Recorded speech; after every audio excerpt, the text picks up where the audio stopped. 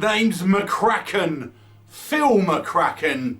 We are actually talking about a Chinese monster movie called Sea Monster, or at least that is the literal translation of this Chinese movie. But it has been retitled and redistributed in the States as Curse of the Kraken, a 2020 movie that is bizarre, silly, weird, certainly a Chinese B-movie.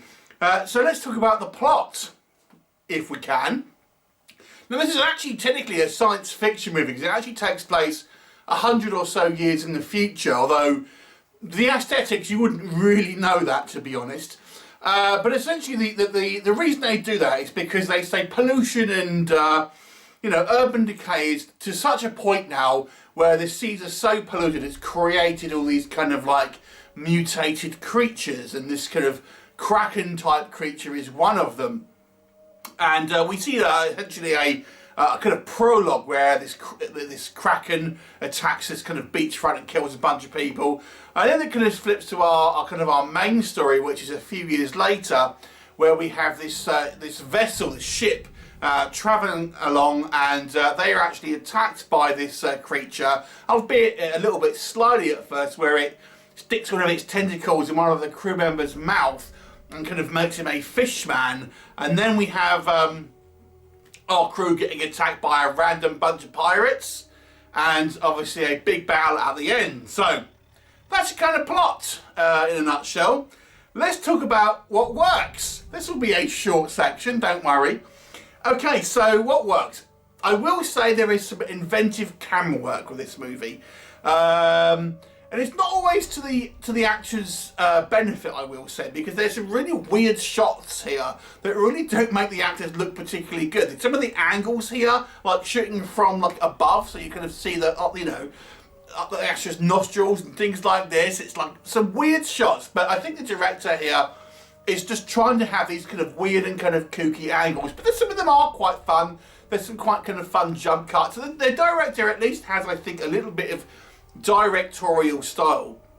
The second thing I would say is, if you like your movies weird and bizarre, but not kind of like in a kind of weird kinky way, just kind of like what the hell, then this movie might be for you, because it's kind of all over the place in style. It's certainly a wacky movie, not taking itself particularly kind of seriously, and there's lots of kind of weird moments where, even in our final battle, we have like characters literally floating through the air. We have like weird comedy kind of like set pieces, wacky characters, bizarre kind of like monsters and things like this. The whole tone of it is super strange and doesn't make a lick of sense, to be honest with you. So if you're wanting an actual kind of narrative and stuff, maybe look elsewhere. But if you want just some like weird Asian kind of bizarre, movies, then check it out. There's a couple of reasonable kind of fight scenes in it. Ironically, the majority of the action in it isn't the actual Kraken, which we're going to come on to, but there is actually a couple of reasonable kind of like martial arts sequences. A lot of it is wire work kind of style martial arts rather than kind of gritty, realistic style martial arts. But there's some kind of okay kind of stunt work, I think, on display here, with some kind of quite kind of fancy kind of moves and things like that. Even from our kind of fish people, know kung fu, don't you know? So there you go. They don't know friend from foe, but they know kung fu. So that's kind of all I can really say on the positive front here. One last thing. I think the first kind of prologue is kind of fun, although it's a little bit janky, but it's kind of fun. And then the movie happens. Okay, so let's just get into it. So this movie is a bait and switch. This really isn't a sea monster film, because we have a sea monster attack at the beginning and then it shows up again right at the end. And it's really not about that. So this is one of those occasions where the movie is kind of advertised as one thing and in actual fact it's something else. We see a lot of this with kind of like the sci-fi movie channel films, because they can't afford or won't spend the money on kind of the big visual effects set pieces or the actual CGI, the kind of the monster.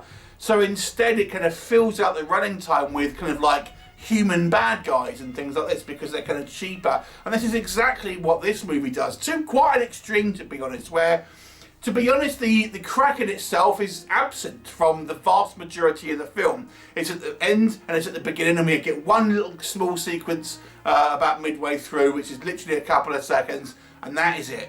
The rest of it is either human or humanoid antagonists. So those of you expecting a proper creature feature and you like your Chinese movies, maybe check out Big Octopus, which was at least about the actual kind of like monster.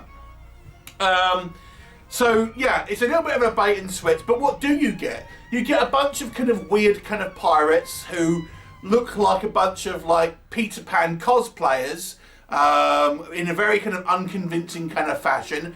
We get a fish monster that looks like one of the kind of like the generic foot soldier bad guys from the Power Rangers, who, as I mentioned, knows kind of kung fu, but you know, doesn't know that he was once a human and all this, doesn't know his friends and all that kind of stuff. But don't worry, he remembers those kung fu moves.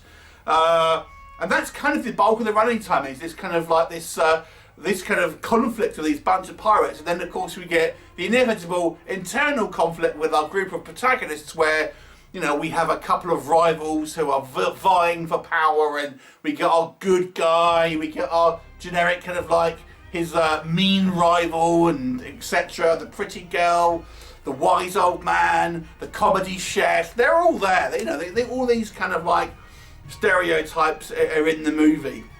Now, these Chinese monster films, I would say have had one common thread, and that is bad CGI. And the CGI in this one is no different.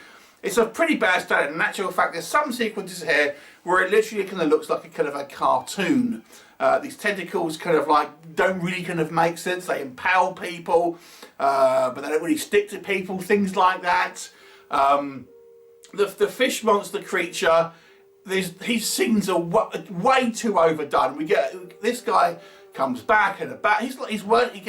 You can't kill him like Jason Voorhees. I mean, he just comes back and back and back. No matter what you do to him, it just seems this guy just simply won't die. So he can pad out the running time. I mean, it's a short film, to be honest. It's only about kind of like 70 minutes or so, but the bulk of it is running away from pirates or a fishman with kind of bad makeup and stuff like that. I don't think the characters are particularly interesting. They're all kind of like, as I say, broad kind of stereotypes. The acting is super cheesy, even for a kind of, it's hard to sometimes judge foreign movies, but you know, some of the dialogue is spoken in English and it's horrible.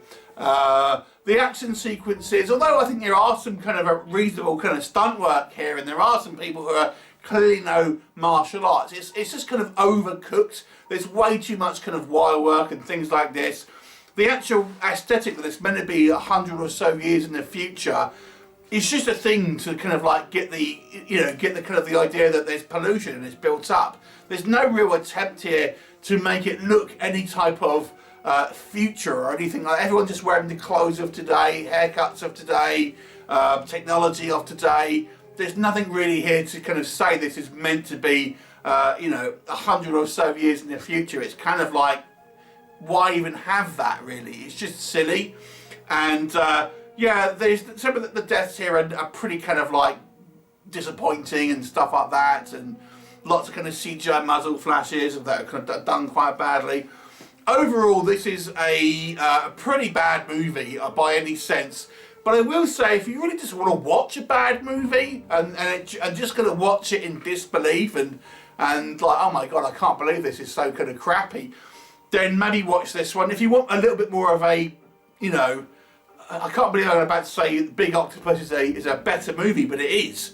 That's the kind of the most rival film to this one. It's kind of like came out the same year. It's kind of a similar kind of antagonist, but at least that had a little bit more about the actual kind of creature itself, even though that was still somewhat of a kind of a wacky movie in its kind of own right, but nowhere near as wacky as this one.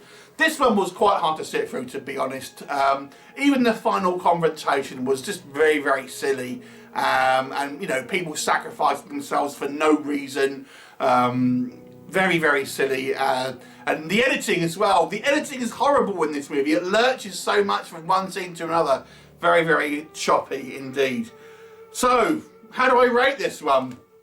I can't rate this more than a 3 out of 10. In actual fact, I was tempted to rate this 2 because it's so poor, but it's kind of like it almost circles back around and becomes amusing because it's so bad. So I will give it a 3 out of 10 because I do feel there's some value to be had in watching this one ironically. Even though I don't really like doing kind of ironic kind of reviews and things like that, but it is so bad. It's just so crappy. 3 out of 10. Have you seen it? What did you think? Leave me a comment and I'll look forward to seeing you next time. Bye for now.